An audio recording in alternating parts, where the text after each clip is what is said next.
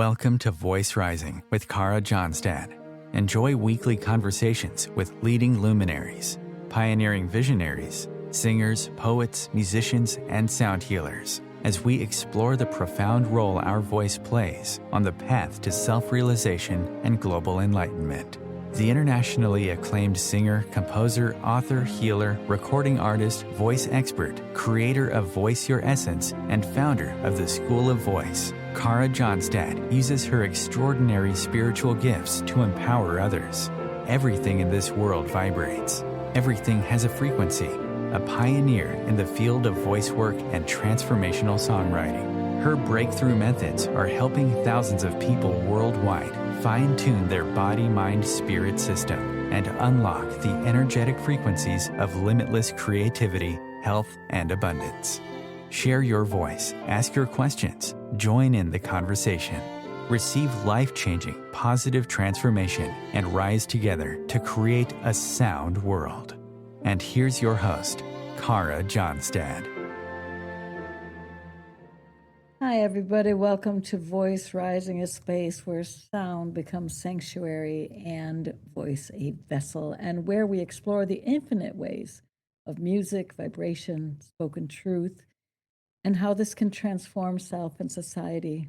And today I have the joy and the honor of welcoming Guillermo Rozenthuler, a vocal artist, improviser, educator, and founder of the Singing Village, a methodology that invites us to rediscover the power of spontaneous collective song. Rooted in circle singing and ancestral music traditions, Guillermo's work dissolves the performance mindset and invites us into the ancient, intuitive joy of communal music making. And through his unique blend of play, presence, and profound listening, Guillermo helps us reclaim music not as a privilege for the trained, but as a birthright of the living. And this is an invitation to remember what it feels like to co-create with our breath, with our bodies, and with each other. So let's enter this village of song together. I welcome you, Guillermo, to Voice Rising. It's so good to have you with me today. Thank you, Kara. Hello. Hello. Are you over there in London? I'm here in Berlin. Is that where life has you in this moment? Yes? Yes, I'm in London and I'm sitting in front of a large window and I can see the horizon and the sky far away. Wow. So I'm in the city, but with a really open view. Wow, that's very precious. So Yes. take us back, Guillermo, take us back, a little bit back, and share with us the first moment where you felt that music was not something outside of you, but something living through you, where you felt this calling. Uh, I think this was when I was a very young person because I found myself singing for no reason in in very different contexts. My mom said that I used to burst into song on a bus ride. Yeah, yes. And there was like joy bubbling out of me, joy and creativity. And sometimes I wish I could travel back and see that little boy singing and hear how he Yeah. sounds. But I reckon that was the beginning. There were many stepping stones in the journey, and there were many hurdles in the journey. And I feel like I lost for a while that passion for spontaneous joy of making music. And it took me a long time to find my way back to it. And that's why I feel so passionate about facilitating and sharing with others. Yeah, you created a methodology, you created a community called the Singing Village. And this invites us to see singing in a very different way of being. It's very much left the track of performing and auditions and standing on stage for hours with sometimes people turning their backs and drinking cocktails or whatever, and really on the path to self-discovery. And so how did this vision, the Singing Village, begin to take shape in your life? It began to take shape actually when I was teaching people and I realized that both ends of the spectrum, the people who thought that they couldn't sing, that they were out of tune, that they were made to be silent in the church choir, that they had memories of hard time as young people with the music teacher, had the same kind of hang-ups than the people who had studied and had just degrees and were doing gigs, Mm-hmm. and that everybody felt this not enoughness connected with Mm-hmm. singing and a pressure to show up as something or be amazing, be excellent all the time. And I began thinking, feeling, why is it that for me the phenomenon of voice is much larger than that? And it has to do with expressing my own humanity, which includes the unpleasant, the rough, the perhaps the not so beautiful. Mm-hmm. So why is it that singing has become tethered to this refined art form where you have the right to do it only if you really cultivate yourself, and even if you do, and if you have the natural talent and the nurture, you still feel something is lacking or you struggle with it. So I began i- inviting myself and inviting people to reimagine how would have been to make music and to use voice and sound before music became a thing. Mm-hmm. Mm-hmm. So we cannot know this, but we can both kind of reimagine and fantasize. And I reckon also remember with our cellular memory that for the whole ontogenetic history of humanity, there were thousands upon thousands of years before art became a thing that was separated from ordinary life. And sadly, Mm-hmm. we cannot hear those sounds the same way that we can see the paintings in caves, for example. But we can imagine that people vocalized way before there was a difference between vocalizing and singing a song. And I was always very interested in how did a song emerge? What made somebody's vocalization turn into a song? How was it to communicate when there were no words and people still shared feelings in community?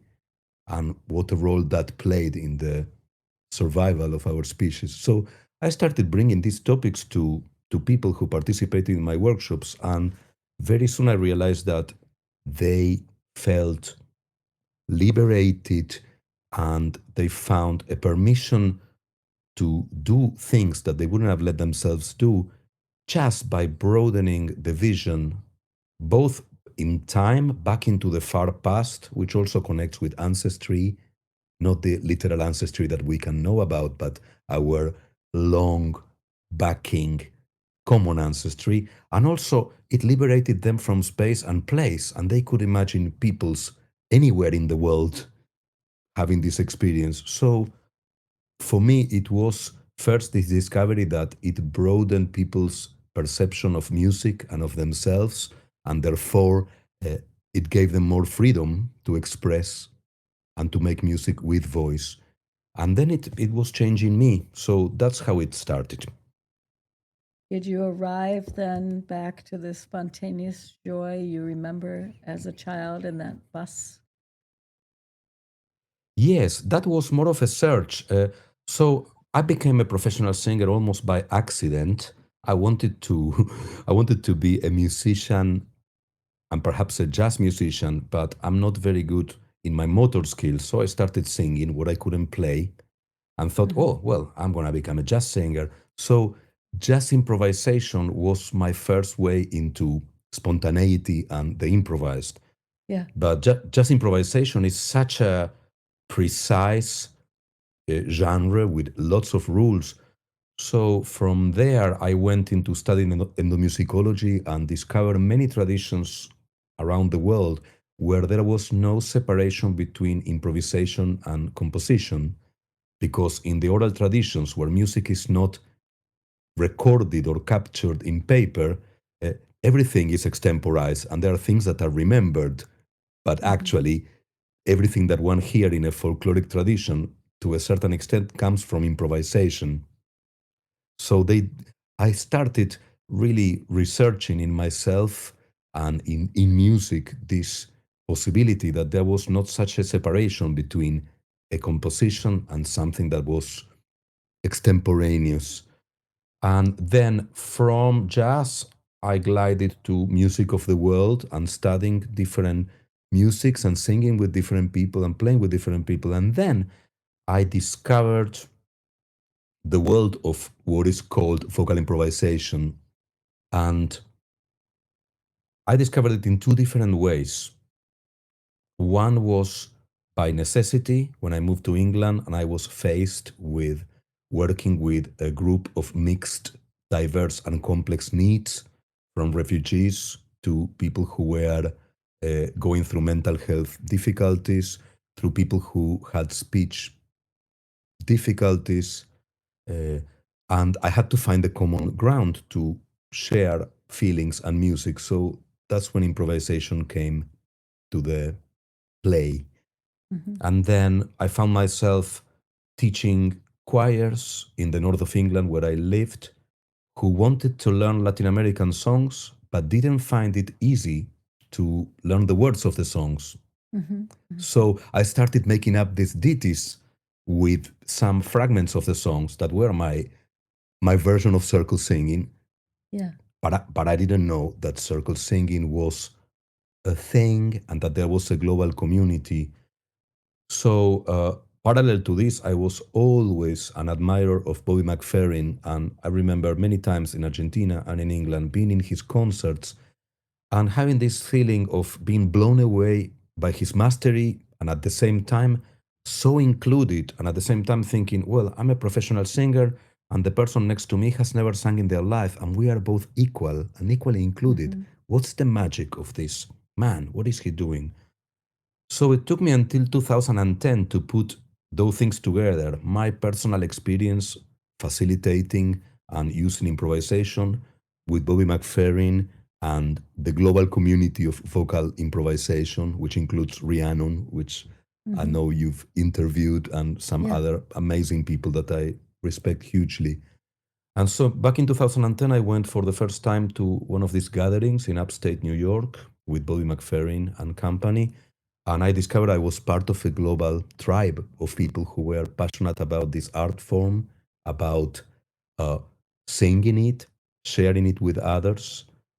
And I started coming out of the closet and teaching it more, Mhm. like owning my experience, learning from other people. And that has been 15 years of me sharing it. And I feel the singing village, in a way, it really sums up my approach, which is not so much about musical excellence, although it doesn't rule it out, but it's much more about the experience and the human connection and the quality of the sharing and the community. Share with us. You just came from facilitating a 4-day training in London, and I know that you're going next week to Spain. What is this unique energy that emerges in a circle of improvising singers? I also took part in one of your 1-day workshops in Berlin, and I felt it was very sacred. There's something that is, how can I explain it? It's like when silence can sing. People were dropping in and out of a silence that was charged with love, and we were able to connect and communicate without words, which is incredibly freeing and liberating in a world where there are sometimes too many messages that you have to attend to, etc. So what would you say is that unique energy of that happens in a circle of singers? Hmm. I feel that when people are invited to share of themselves in sound and to listen to another human with an open heart, an open mind, and the whole body, something really incredible occurs, which is that the alchemy between the essence of each individual creates a whole which is larger than the sum of the parts. Mm-hmm. And there is intuition and collective intelligence that moves people. And that is so rare to be part of that. A situation where people get out of their individualized thinking heads and start Yeah. connecting with a larger intelligence that they belong to that intelligence and they embody a part of it. And then by bringing together these parts, something unique of that moment emerges. So that's when it goes well. That's what I really treasure. Yeah. Yeah. Guillermo, you brought some music. You do have some albums out there, and I would like to play a piece off of the new EP. I think it's a new EP, Anthropos Songs of Humanity, and the piece is called Ote Tayo Ko, Rising. Would you like to share a few words before we listen in? Yes, absolutely. Thank you. So this recording is actually a couple of years old, I think from 2020. Anthropos is now a quartet. You are going to hear 6 voices back then. This was done either just before the pandemic. No, I think it was recorded when the pandemic had started already. Anthropos is a dream for me. It's a cappella vocal ensemble of fully improvised music where I've been bringing some of the principles I use in my pedagogy as a teacher to create artistically. So when we perform inverted commas, uh, every member of the audience is included and sings part of our performance, and we make all the music in the moment. And the recordings we made are totally fresh and unedited. And what, we started exploring just improvising and creating spontaneous music, but then we found it really powerful when what came out sounded like a song. It sounded like a collective composition with a form, perhaps with a part A and a part B. So we became really fascinated about this possibility of making songs instantly and songs that belong to everywhere and to nowhere, that they cannot be pinned down in genre. Beautiful. Let's listen in. Ote Tayo Ko.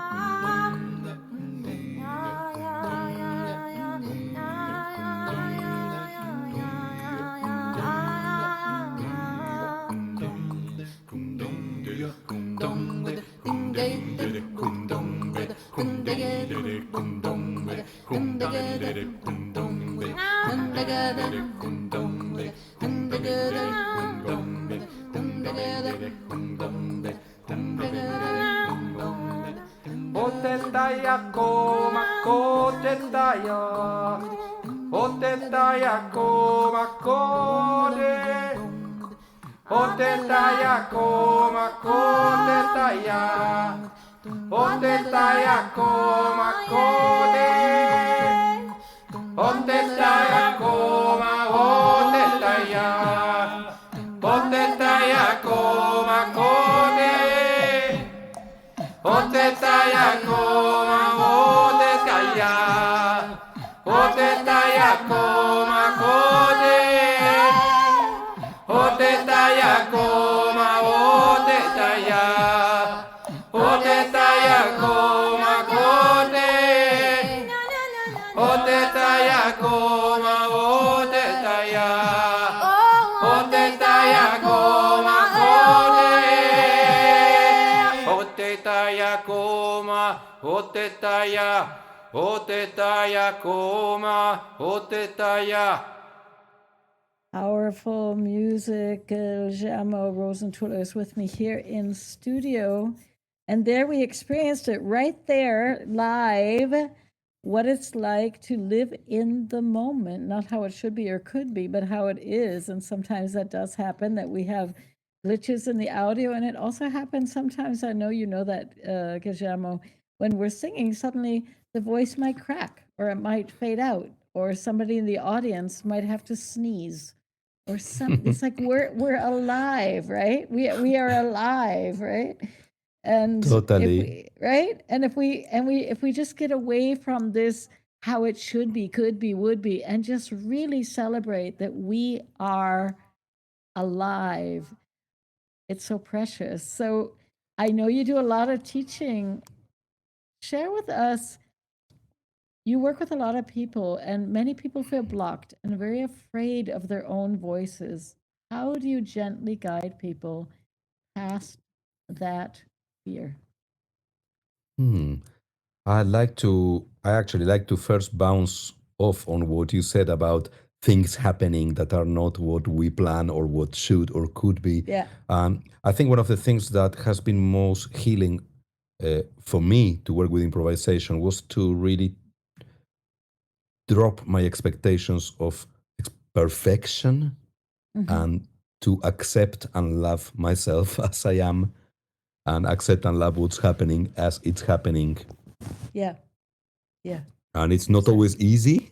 Sometimes Yeah. sometimes I had to get over myself or get over something. But I don't know who said this, but my wife reminded me a while ago, and she said, "Perfection is the enemy of love," and it really stuck with me. That is so true. Well, that's what I felt. Guillermo, you were in Berlin, I think it was about a month ago, and we did an afternoon together with about 10 or 12 people in a little space, and this was a scene where we're working in a workshop, and the workshop was given to us by a office collective, more or less. And I still remember it was very funny. And then suddenly at 3 o'clock in the afternoon, one of the office members who was not singing decided he really needed to check his emails. And right. And there he was in the back corner checking emails while we're in this workshop. And yet it was one of those moments too. Life is happening through us. And we continued deepening our presence with the music. And he was deepening his listening and being present. And it was a beautiful example about not fighting life. And there was a lot of love in that room. There was a lot Absolutely. of And love, right? he said he was so grateful and he was very blown away by what he heard. That was a very special day. We had a dog, a baby, and an office Yeah. worker in the Yeah, middle of yeah. a singing workshop. Life was happening in many different ways. So you asked about you asked about people who have some trauma or some blockage connected with Yeah. voice. Uh, how do we start unraveling this theme? I think one of the things that is I found most powerful to reflect back to people is that the person who is stuck with the idea that they cannot sing, they are actually asserting very strongly that they can't. And if they soften the assertion, perhaps there is some space for something new. So I found it difficult sometimes to say this, but uh, when I could communicate to somebody who is really blocked with all my heart, with compassion, do you realize that in what you are stating, there is an arrogance? You are not letting space for the unexpected, for the new, for the mystery of life. You are just closing a door by default. And somehow this was very powerful to unlock people and to say, oh yeah, I could start from another place, which is I don't know what I'm capable of. I had some experiences which were not so great, but I can start afresh in every breath. So there is that element to it. Uh, then also talking about the big picture and how our concept of beauty is so limited, and I sometimes use very concrete metaphors and say, when we listen to an ethnographic recording of a tribe, there might be that something that we hear is the voice of an elderly member of the tribe who has a vocal paralysis and can only make a noise. And that is a really integral part of that piece, and it makes it beautiful and it makes it unique. So that's something else that I bring. And then I suppose, rather than focusing on teaching someone how to improve their voice or musicality, first I make an invitation for people to make friends with themselves and to be kind with themselves and to realize how letting their sound exist is a form of self-love. That's gorgeous. Yeah. Something that's been taken away or that they took away from themselves, agreeing with some lie that their head told them after they had a horrible experience, but something that they can undo.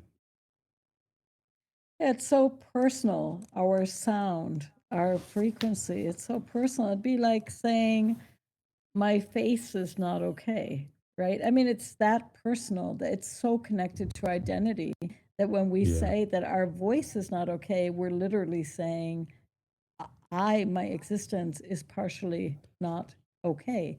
Absolutely. And so, right? And also not okay in comparison to what? To an ideal, to a parameter, to what we hear in the radio. So I also sometimes reflect and help people to see how the way we view ourselves as singing beings is very diseased in our society now. It's a kind of at the peak of the disease. And disease in its etymology, which is lack of ease. We have lost the ease of opening our mouth and singing. Yes, yeah, you're right. Disease is a lack of ease. So perfectly said. Guillermo, we're going to take a very short pause and give a little space for the sponsors that are supporting the show. And then after that, we're going to be back and talk more about the voice, the singing village, and all your amazing work for our world. Stay tuned. Lovely. Thank you.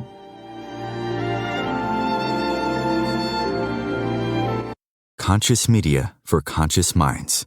Om Times. Ascending Hearts is no ordinary dating site, but a spiritual dating site with a purpose, to link you with your soulmate. We engineer the serendipity so you can trust that you will attune with someone that has the same matching vibration as you. Ascending Hearts, the conscious dating site for the spiritually aware. Try Ascending Hearts for free, ascendinghearts.com.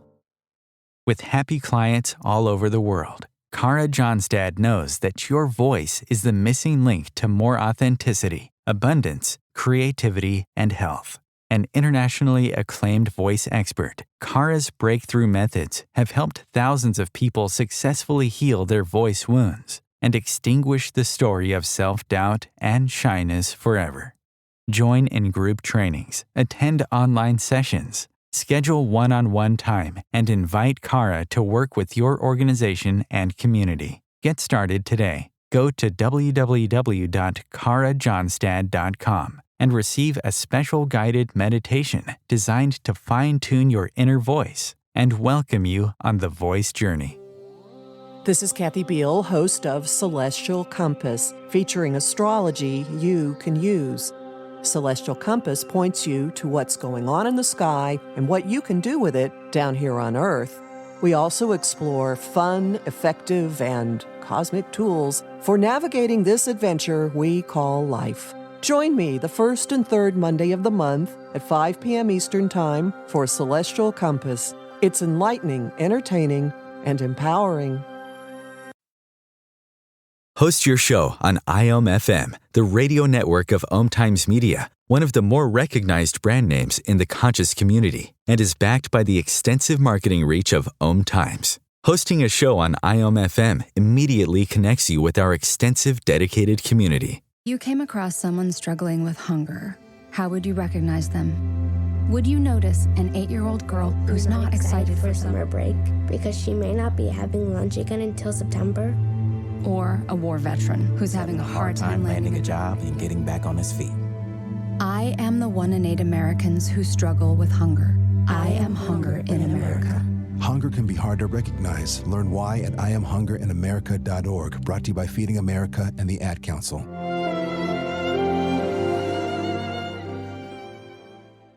Welcome back to Voice Rising, where voice is sanctuary and song is simply a lifestyle. It's a way of being. And if today's conversation moves you, share it forward and share it with a friend. Leave a comment and come visit us at the School of Voice, or visit Guillermo at the Singing Village, where your voice is always welcome. So welcome back, Guillermo. Welcome back to the show. Thank you. Yeah. I have a great question for you, and we were talking about it a little bit.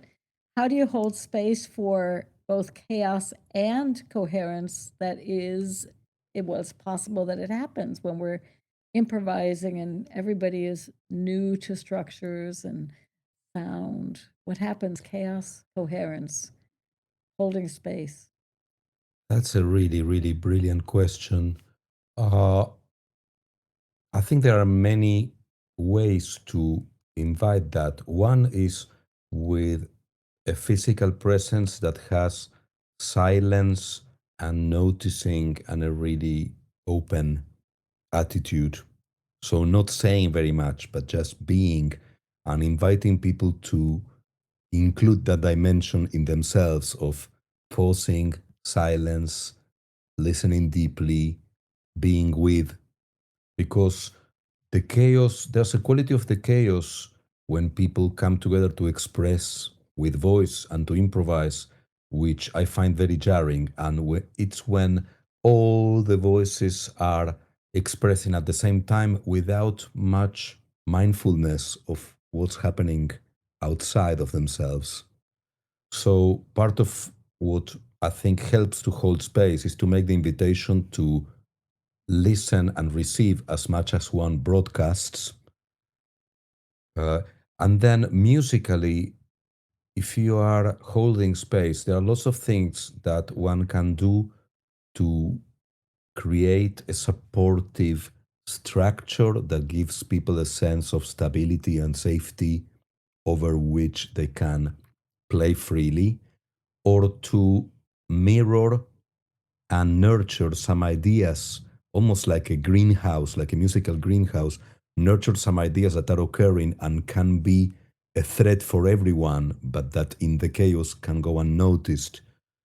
So, what's really important for me, and that's why sometimes I'm hesitating to respond, is not to define and not to organize things according to my taste, but more to find a balance between sound and silence, expressing freely and listening deeply, respecting each other.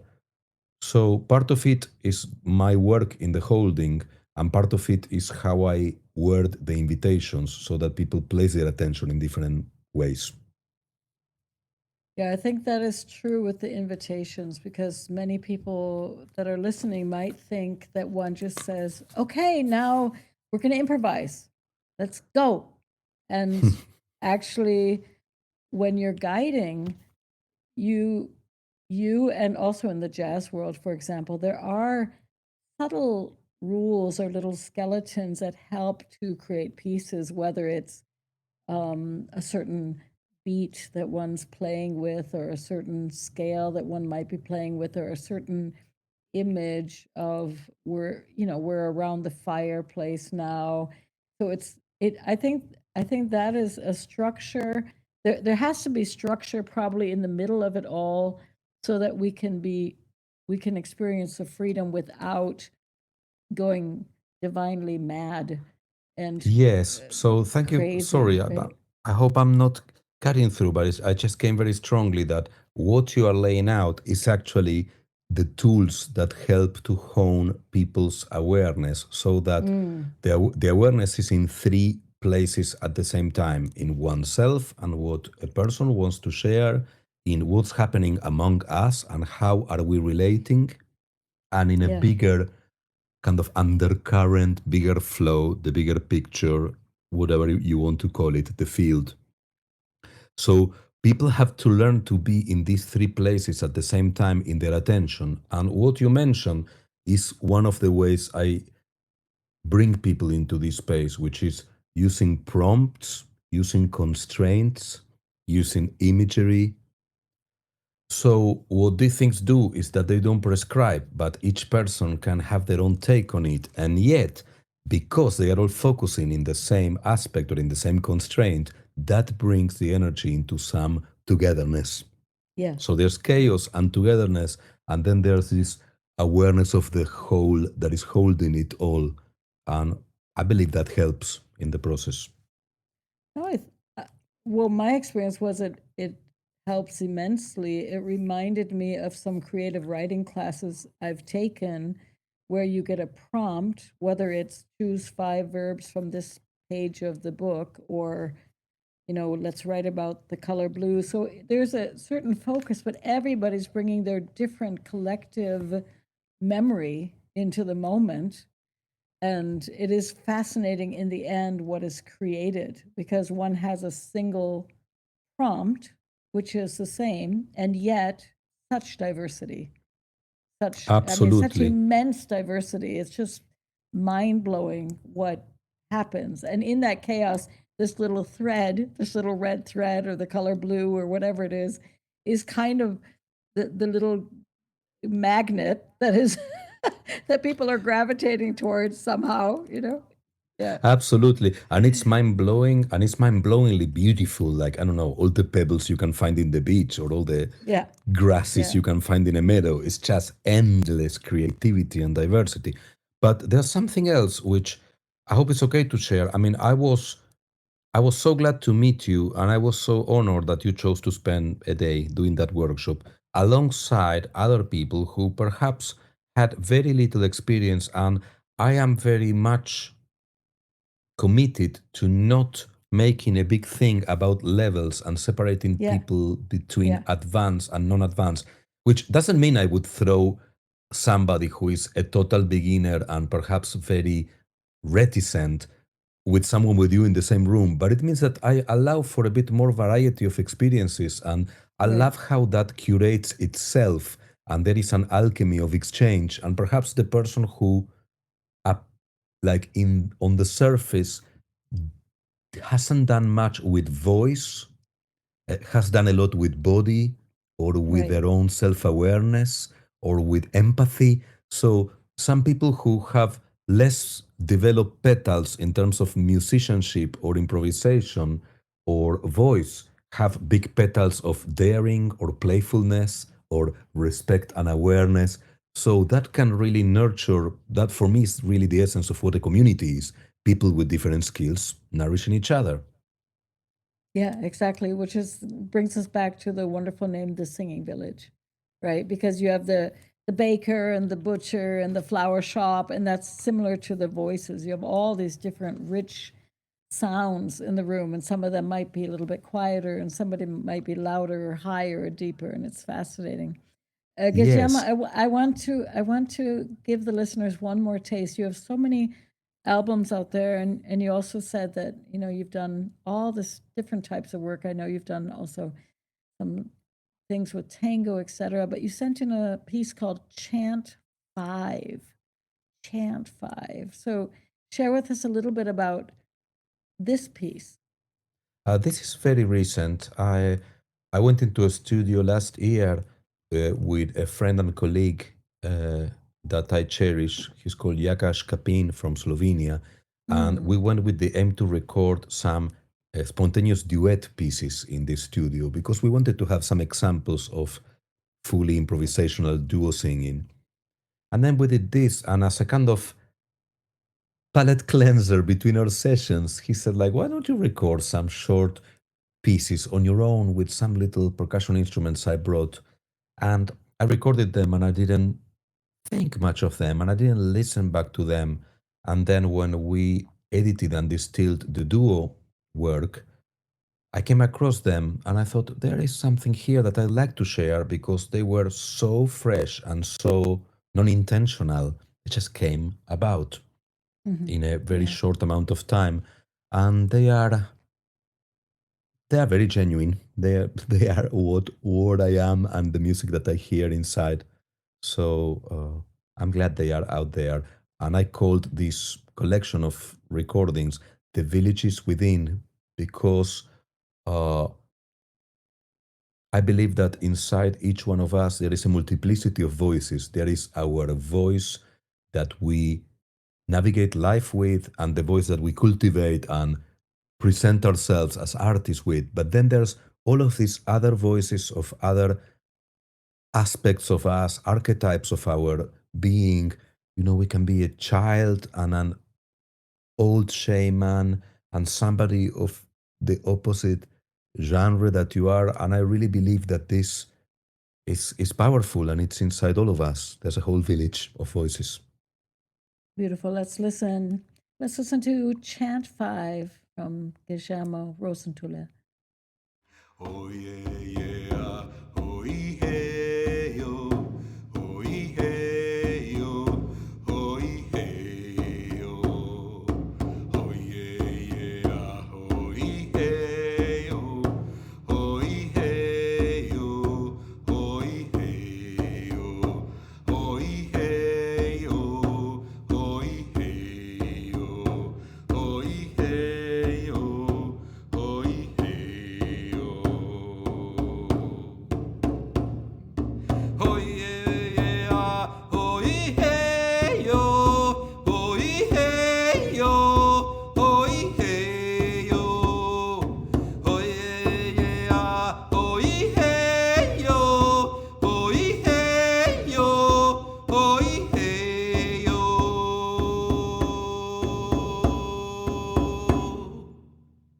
Go, Chant 5. Guillermo's here with us in the studio.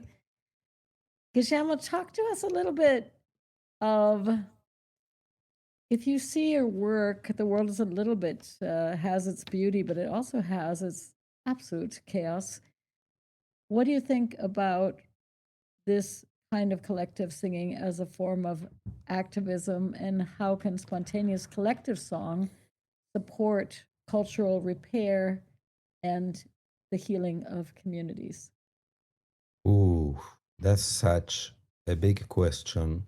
I'd like to start saying that one of the things that I am most passionate about in the last 5 years is these trainings I'm doing with people who are sharing music in different settings. So there is, this happens 2, 3 times a year with a dozen people, and there's always a healthy mix of musicians, music teachers, music therapists, ceremony leaders, uh, people who work with young and babies, people who work with the elderly. And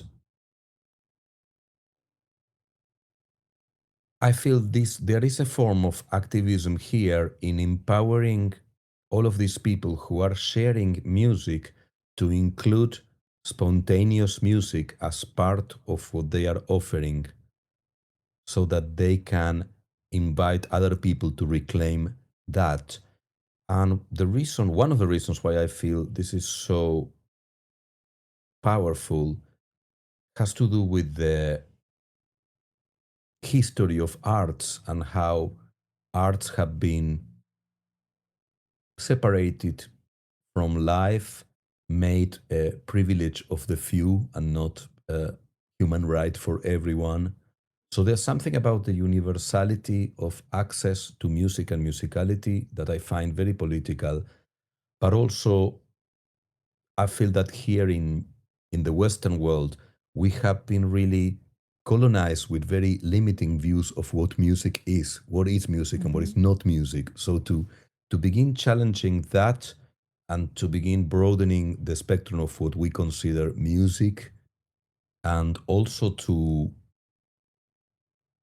allow for all these quadrants of human expression, which are not just the performative, the beautiful, but can also be the sharing of difficult emotions, anger, sorrow, pain, which have so few channels to express themselves. So for me, to express them creatively and without using language is very political because it liberates each person's body from cultural constraints that we carry generationally.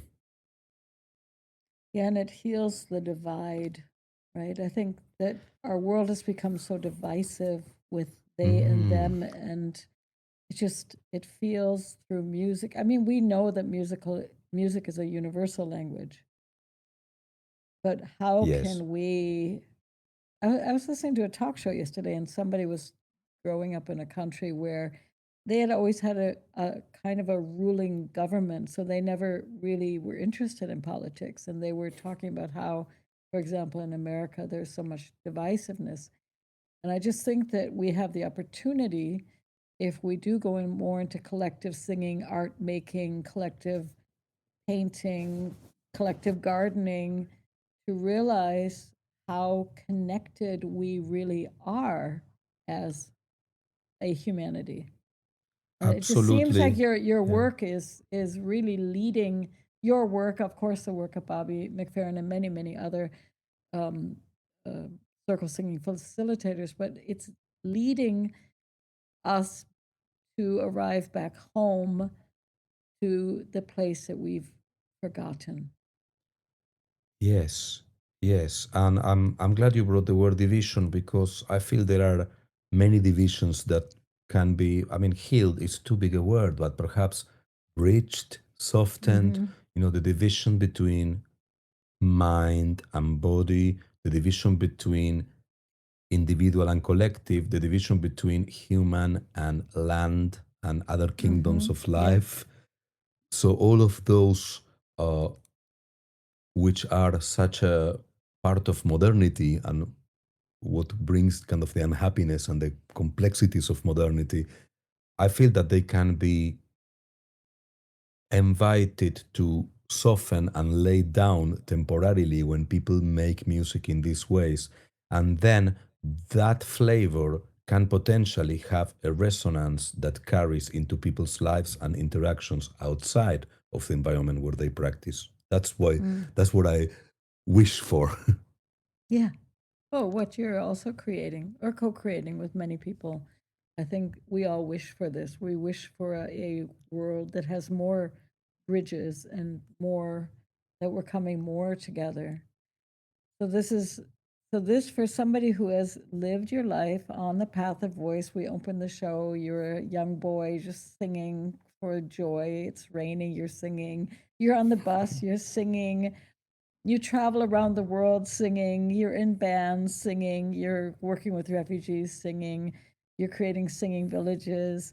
What is one question that you're holding in the moment close to your heart about music or voice that you're still living into?